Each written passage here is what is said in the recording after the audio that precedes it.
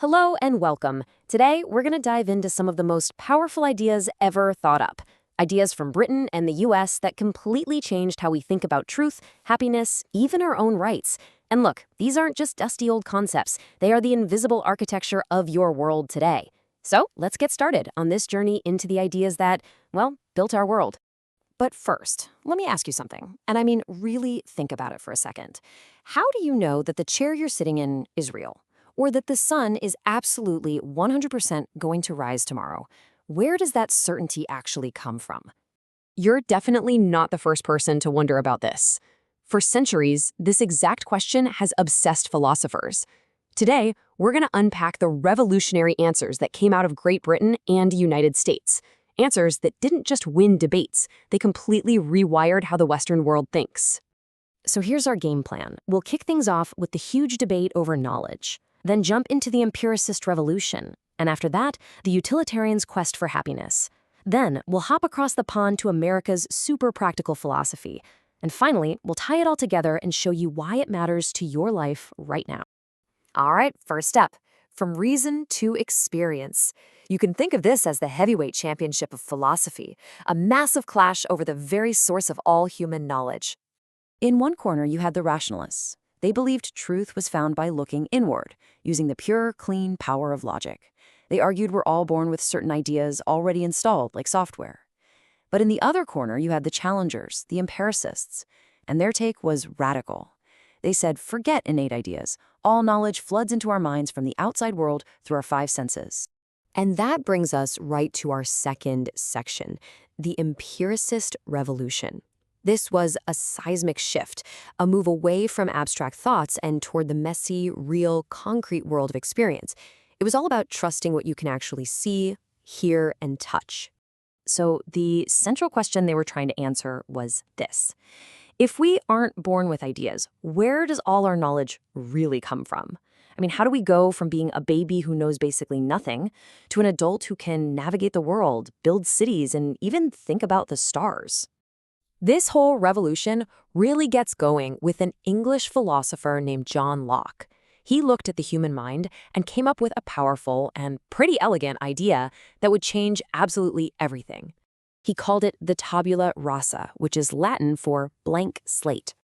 Locke argued that when we're born, our minds have no pre-existing knowledge. It's just an empty canvas, and experience is the paint. Now, this was an explosive idea, because in a world built on the divine right of kings and inherited status, the idea that everyone starts from zero was a huge challenge to the old way of thinking.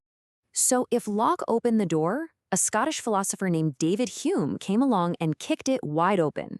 He took empiricism to its absolute logical conclusion, and well, that's when things got really interesting. Hume broke down our entire mental world into just two simple categories. First, you have impressions. These are the direct, vivid, forceful sensations of the world, like the intense heat you feel from a fire.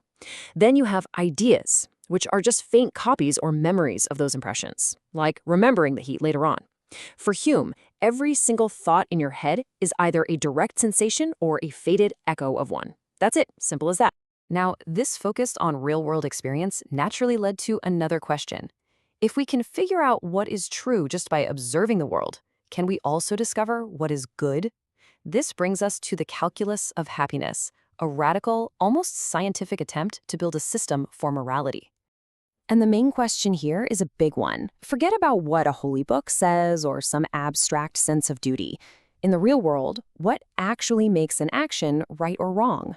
The answer, according to a guy named Jeremy Bentham, was stunningly simple.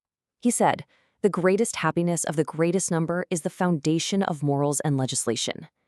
This is the core idea of utilitarianism. Forget about intentions, just focus on the consequences. The only question that matters is, does this action lead to more pleasure or more pain in the world? And Bentham, being a real systems guy, tried to turn this into a science. He created what he called the hedonic calculus, basically a checklist for measuring any potential pleasure or pain. Before you make a choice, you're supposed to score it based on things like its intensity, how strong is it going to be, its duration, how long will it last, and its extent, how many people will it affect. It was a fascinating and maybe a little audacious attempt to make morality objective. But Bentham's brilliant student, John Stuart Mill, looked at this whole system and felt like it was a bit crude. He agreed with the basic idea, but he argued that not all pleasures are created equal. This is one of the most famous lines in all of philosophy, and it's a direct shot at Bentham's simple math. What Mill is saying here is so important. Some pleasures are just better than others.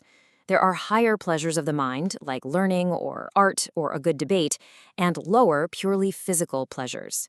For Mill, the quality of happiness matters just as much, if not more, than the sheer quantity.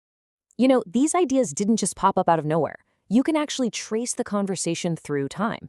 So Locke lays the groundwork with Experience in 1690. Hume comes along and radically builds on it. Then, about a century later, Bentham and Mill take that same spirit and apply it to ethics. Each thinker was basically talking to the one who came before, building this chain of thought that would eventually cross the ocean.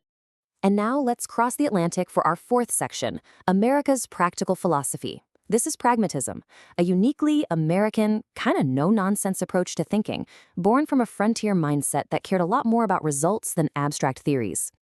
So what is pragmatism? Well, in a nutshell, it's a philosophy that says, hey, don't just tell me what you believe, tell me what difference it makes. For a pragmatist, the truth of an idea isn't in how elegant it sounds, but in how useful it is. Does it actually work in the real world? The two giants of this movement are William James and John Dewey. James, with a perfectly American phrase, said the truth of an idea is its cash value. Does believing something help you navigate the world, solve problems, and live a better life? If the answer is yes, then it's true. Then John Dewey took this hands-on spirit and pointed it right at the classroom, arguing that we learn best not by memorizing facts, but by doing things.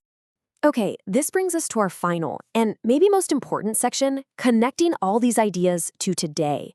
Because this isn't just history. This is like the operating system running in the background of our society. Just take John Locke's idea of natural rights. This wasn't just some abstract theory he cooked up. It became the blueprint for a revolution. You can draw a straight, unbroken line from his phrase, life, liberty, and property, to Thomas Jefferson's famous declaration of life, liberty, and the pursuit of happiness. It is literally the philosophical DNA of modern democracy. Or how about John Stuart Mill's harm principle? The idea that your freedom ends only at the point where it starts to harm someone else. I mean, think about it. That's the central question in almost every single modern debate about free speech, from what can be said on a college campus to how social media should moderate content. We are still, 2 centuries later, arguing on the very battleground that Mill laid out for us. And finally, John Dewey's pragmatism totally re-engineered the classroom. Every time you see a group of students working together on a project, or building a model volcano, or having a debate instead of just sitting there passively memorizing facts, you are seeing the direct legacy of Dewey's learning by doing philosophy in action. So the whole point is that these philosophies are not relics in a museum. They are live wires. They shaped the language of our laws, the structure of our schools, and the very way we argue about what's right and wrong. Which leaves us with a final thought, borrowing a little from William James. If the truth of an idea really is its cash value, what ideas are you investing in today? What beliefs are actually paying dividends in your life?